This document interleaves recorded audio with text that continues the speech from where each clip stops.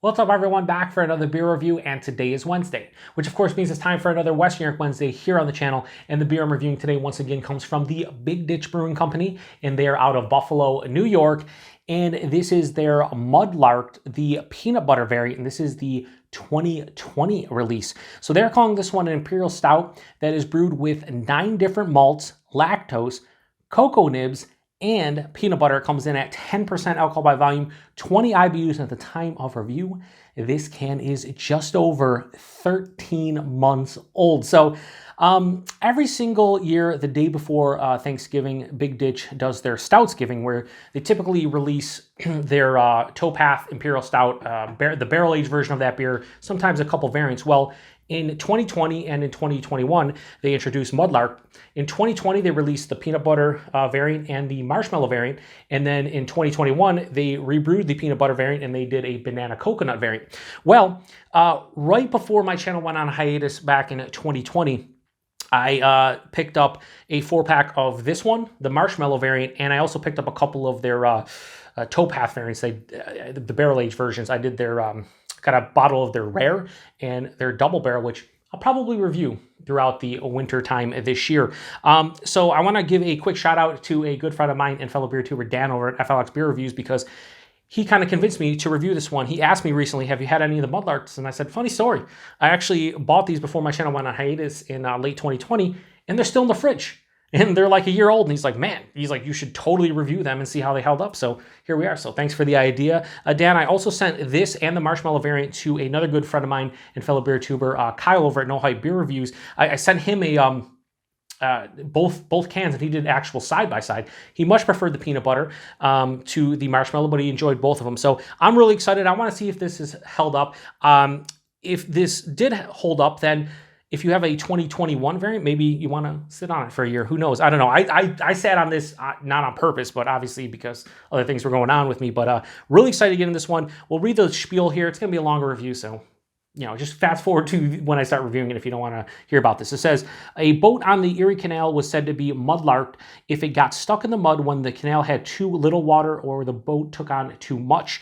This would often happen in the winter as the canal was drained for repairs. This Imperial Stout, thick and dark as mud, is a wonderful winter treat brewed with 9 different malts, milk sugar, cocoa nibs, and flavored with peanut butter. Enjoy this beer when you're ready to settle down for a while. Please keep refrigerated to preserve freshness. I don't know if they anticipated somebody sitting on this one in their fridge for over 13 months, but here we are. Anyway, I'm really hoping this is held up quite well and that it's a delicious treat, so who knows. Anyway, I'm going to crack this one open, get into the hashtag proper glassware, and go from there. Ooh, so this is coming out.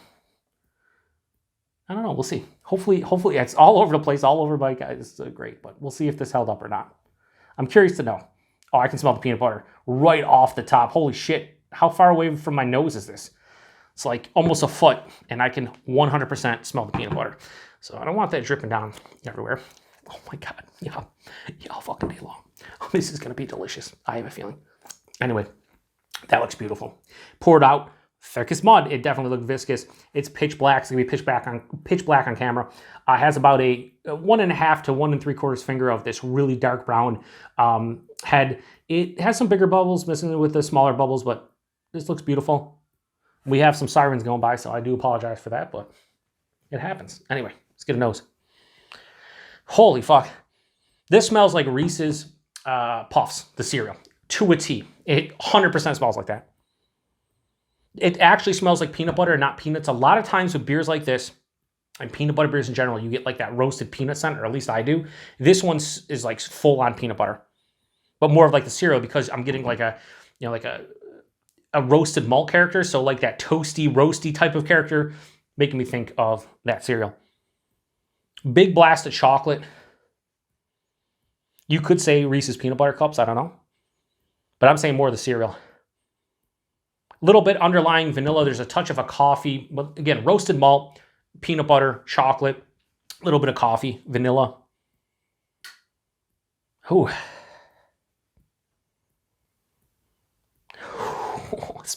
Here's the thing. This does not smell, and I remember Kyle, I should have went and looked at his review before I saw it, but I remember Kyle saying this has pastry-esque qualities, but it's not quite a pastry stout. It's more like just a sweet stout, and I see what he meant by that.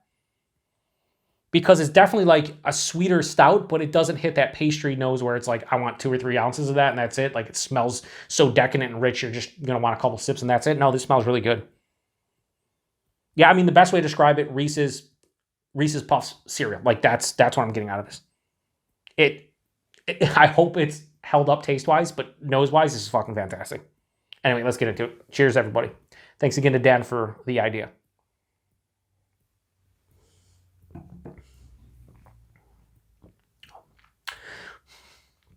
That's really fucking good. Holy shit. Man, that's really good.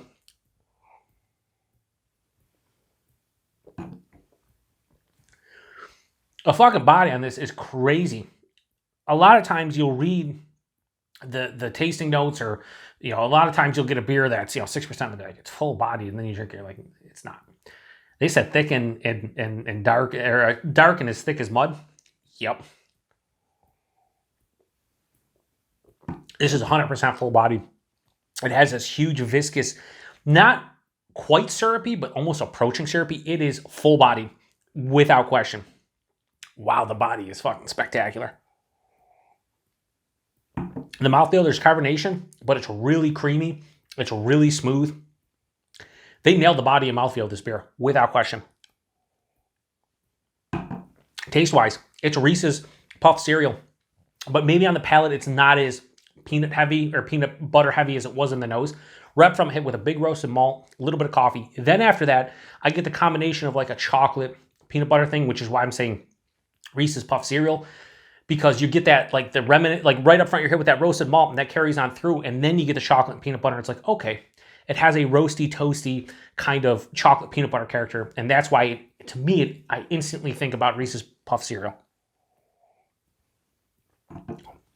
Right after that, there's a slight dark fruit, like a sweeter dark cherry that hits me mid palate, and then the back of the palate, there's this nice earthy kind of roasty bitterness on the back of the palate. It's mild to moderately bitter. There's not a lot of dryness. Here's the thing. This is a sweet beer, and I know there's probably some fellow beer tubers like Blue Ice. Blue Ice, great guy. I love his channel, and he always comments on my stuff, so thank you, Blue Ice, for the support. He doesn't like sweet beers, and I think for someone like me who has a sweet tooth, I feel like this isn't too sweet for me, but it'd be too sweet for him. So if you're one of those people that don't really like sweet beers, then this probably isn't for you. But if you're someone who likes sweet beers but not pastry stouts, I think you could get by with enjoying this one to some degree. Now, I should have bought, you know what? If I was a better beer tuber, shout out to Kyle, because he always said that. If I was a better beer tuber, I would have bought a fresh can of this and did a comparison. But here's the thing. I don't know how many people out there have followed the channel over the past year, but I underwent open heart surgery back in the summer of 2021. So the fact that I'm even able to continue to do this is awesome. I'm not drinking 2 10% beers side by side, just not happening. So, I'm lucky I'm able to drink one of these. But 10% hidden extremely well. I know that I would guess like at least 9% doing it blind, just because the body is so fucking ridiculous that there's no way this beer is like under 9% just on the body alone. But no alcohol stringency on the palate. There's a big warming in the chest. So I would guess probably 9 to 10%. So I don't think they hide the alcohol, but I feel like a beer like this, you're not looking to hide the alcohol. You kind of know what you're getting into. Like I said, it's sweet, but it's not cloying. I'm going to be able to drink the rest of this, but some people out there might not be able to handle an entire can of this. I will say a beer like this, I'd probably want it in 12-ounce cans. And I know Big Ditch does a lot of 12-ounce cans, so I feel like a beer like this, 12-ounce can would make sense more so than the big 16 ounces. But this is held up amazingly well. Like, this is fucking delicious. And I don't know what it was like fresh, but it seems like it was pretty similar, because that's what Kyle was saying, like, big peanut butter blast. I don't know if he said Reese's Puff cereal. I think he just said, he definitely gets the peanut butter in it. Yeah, there's not much more to say about it. So Mudlarked, the peanut butter variant, the 2020 release, I'm going straight 4.5 out of 5 on this. This beer right here is one of the best Big Ditch beers I've had in a long time. It's fucking dynamite. This is a dynamite beer. I'm going to review the marshmallow one then, just see how that one held up. And I think I'm going to do the rare and the double barrel of their towpath. I need to give local breweries a little bit more love than just West New York Wednesdays. I feel like a couple reviews per week for West New York breweries is something I need to do. So if you've had this one before, let me know what you think about it. Price and availability on this one. This was $23 4-pack. You know, some of you out there might be like, that's, you know, almost $6 a can. That's you know, crazy expensive. Here's the thing.